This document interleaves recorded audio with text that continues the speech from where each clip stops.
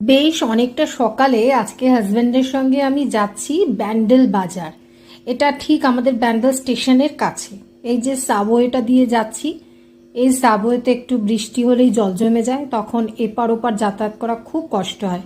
ব্যান্ডেল স্টেশনে আমরা যারা আসি, এখানে বৃষ্টি হলেই আর এই স্টেশন থেকে বেরোনো খুব চাপের হয়। তো এই সাবওয়ে ক্রস করে ডান দিকে চলে যাচ্ছে স্টেশন, কিন্তু আমরা যাব সোজা ব্যান্ডেল বাজার। অনেকটা সকালে এসেছি। আমার হাজব্যান্ড বলে এখানে নাকি খুব সস্তায় আম বিক্রি হয়, তো সেই আম কেনার জন্য এসেছি।